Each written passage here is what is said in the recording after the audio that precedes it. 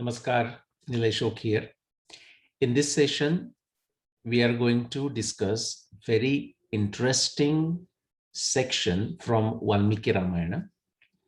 The title that has become popular goes by Sugriva's Atlas, from Andes to Alps and from Antarctica to Arctic.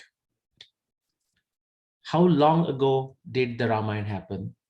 And that's very important to understand the descriptions of world geography given by Sugriva. Let's begin with where we are today, which is 21st century. And if we look at purely hydrology, river evidence, what it tells us is that the drying of Saraswati began, or possibly it occurred around 4500 BCE, which is to say more than 6,500 years ago. And during Ramayana times, Saraswati is flowing beautifully. Now we have a geological and hydrological evidence that river Satluj sharply turned west near Ropar or Rupnagar. This occurred in 13,000 BCE. Interestingly, Valmiki Ramayana describes river Satluj as the one with a lot of water flowing in the west direction. What does that tell us? It tells us that Ramayana occurred sometime after 13,000 BCE. This is the observation from Panchoti made by Lakshmana, and that gives us a time bracket of from 17,000 BCE to say 11,000 BCE. Another astronomy observations of lunar month of Ashwin coinciding with the Vasanta Rutu gives us another time interval of from 16,500 to say 11,000 or 12,000 BCE. Another astronomy observation of lunar month of Chaitra coinciding with the Sharad Rutu gives us another time bracket that goes from 10,500 BCE to 15,000 BCE. And then Brahma Rashi as the North Pole star. And I can add the Agastya as the South Pole star. That gives us a time interval of between 10,000 BC and 14,000 BCE. If you would like to know more about it, you can read the book 12,209 BCE, the year of Ram Ravan Yuddha, published by Subbu Publications in India. If you are outside India, then you can read the book, The Historic Ram, from Amazon. Sugriv divided his Vanara party in 4 different groups and sent them in 4 different directions. Before they actually started their journey, Sugriva is giving them indicators, information of some landmarks in each direction, so they know which area they are in, if they are going in the right direction, how far they should go, and where they should search for Sita. In the east direction, that is beginning from India, from central India, let's say, Sugriva describes going through the Ropedweep and Suvarnadweep, and this is the area of Myanmar, Laos, Thailand, Indonesia, Malaysia, Philippines, and so on. We have now genetic evidence, a statistically significant genetic evidence, telling us that actually there is a evidence of a genetic trail that began in India, passed through Southeast Asia, through the area of Myanmar, Thailand, Indonesia, Malaysia, Philippines, Papua New Guinea, Australia, all the way to South America. This is genetic evidence. But we also have archaeological evidence. We have archaeological evidence for the human presence in South America and Central America going back as far as 33,000 BC in Chile or 50,000 BC in Panama. Valmiki Ramayana provides the descriptions. These are descriptions given by Sugriva to the party that is going in the east direction. Just quick highlights of it. For example, he's saying as you go through, you are going to encounter different human beings. And for example, he uses the word karna pravarana chaiva. All right. So those who make some interesting things with their ears. Okay. So you can see some pictures here in our times, by the way, these are from our times. And then he says, api oshta karnaka. Okay. So also they're doing something with their lips. Okay. As if they are like ears, and you can see those. They can add some appendages. Okay.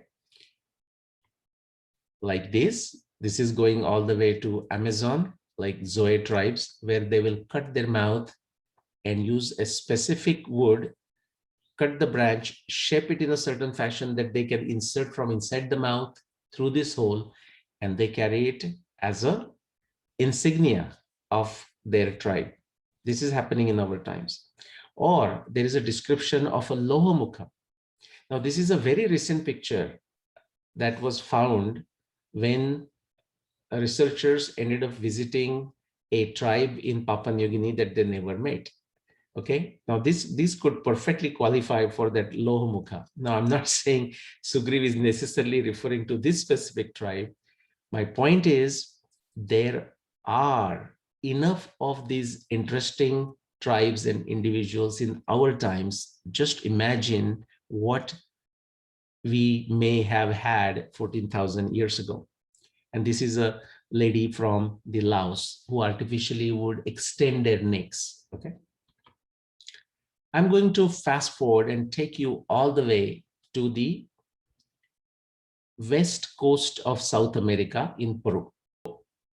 To this day, although there are many speculations, no one truly knows who made this structure, what was it made for, and when was it made.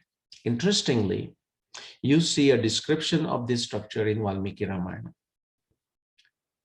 Valmiki Ramayana describes this as Trishira Kanchana Ketus Talas Tasya Mahatmana Stapita Parvatasyagre Virajati Savedika. It's the trident-like structure, shining like a gold, has got this dwaja or the pole Ketu, okay, like a Tala Vruksha, and it is established at the Parvatasyagre, at the front of a mountain, with a Savedika. Okay, there is a Veda Bhumi. If you see the rectangle at the bottom, how beautiful.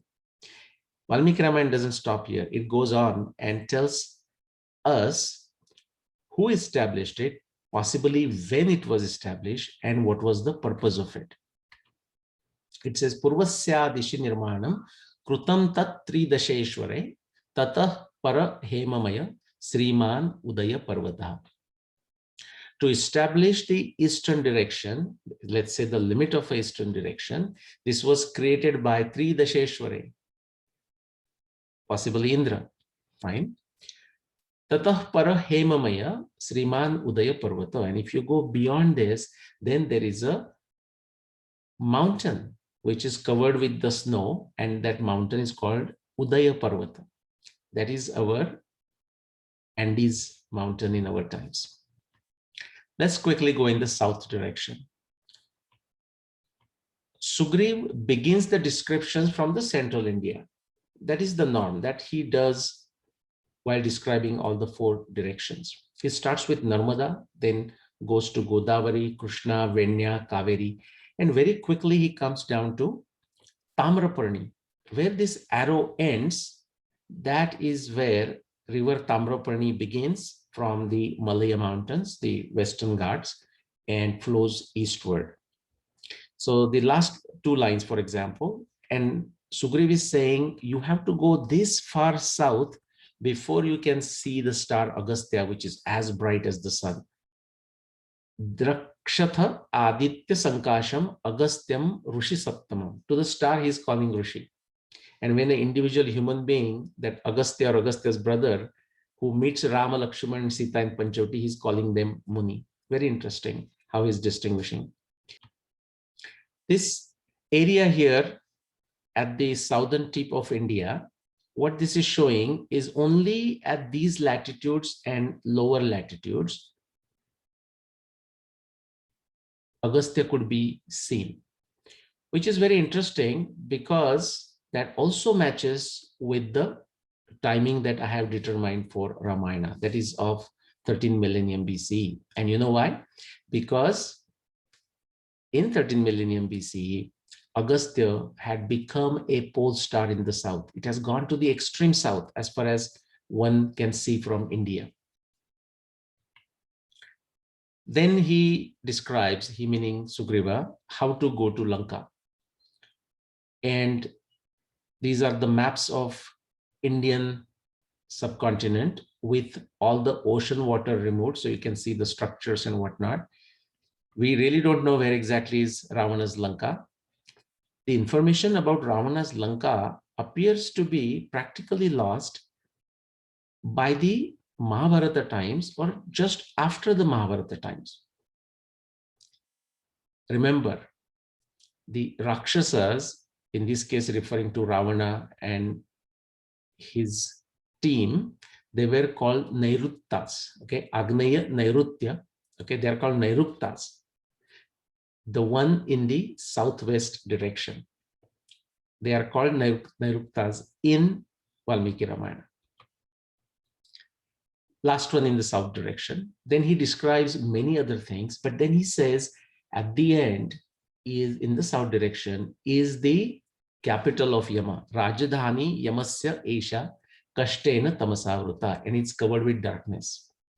He's describing Yama's Rajdhani, but he's asking the Vanara party to actually not go there. Sugriva is referring to Antarctica. What is very interesting is while it is covered with ice in our times, there are old maps that have been found, and they actually show Antarctica along with the signs for the rivers on this continent of Antarctica. But that's a very interesting subject that we will not cover today. Let's go in the west direction. Valmiki Ramayana descriptions as given by Sugriva refers to they starting from the central India, starting with, say, going through Saurashtra, Rajasthan, through Baluchistan, Afghanistan, Iran, Iraq, Turkey, Romania, northern part of Italy, all the way to Alps. Lots of mountains. All those red areas are mountain ranges. Not surprisingly, they occur in Sugriva's descriptions of the west direction. It starts with a description of a Marubhumi. Now, what does that tell you? This is the desert area of Rajasthan. That the Marubhumi existed even 14,000 years ago. Now, the area might be smaller or bigger, but it existed. Interestingly, Sugriva is calling the Western Ocean adjoining the Indian land, now what we call Arabian Sea, as Sindhu Sagar in Valmiki Ramayana. Then he describes many Parvata, Hemagiri, and based on these descriptions, we can say this corresponds to the mountain area of Baluchistan. Pariyatra, more than likely referring to the mountains further north in modern-day Pakistan. Vajra, referring to the mountain area of Afghanistan. Chakravan, mountain area in Iran, modern-day Iran, around the Caspian Sea. Now remember, Caspian Sea was not a Caspian Sea 14,000 years ago. It was more like a lake. And what they have shown is actually correct. If you go further, they're talking of Varaha Mountain, more than likely the mountain range from Turkey or Iraq. Very interesting and very consistent that the place called Prag Jyotish is described by Sugriv in the west direction, and that is exactly how it is described even in the Mahabharata when Arjun goes in the northwest direction. I am conjecturing that the Prag Jyotishpur of Naraka that is mentioned both in Valmiki Ramayana but also in Mahabharata as in the west direction refers to modern day Baghdad. Additional descriptions of mountain ranges such as Meghavanta, Meru Savarni, and a description of a structure that we have not found to this day, similar to, but could be very different than what we saw on the eastern side, which is to say in Peru, that trident. Here it is described as a pole with 10 branches.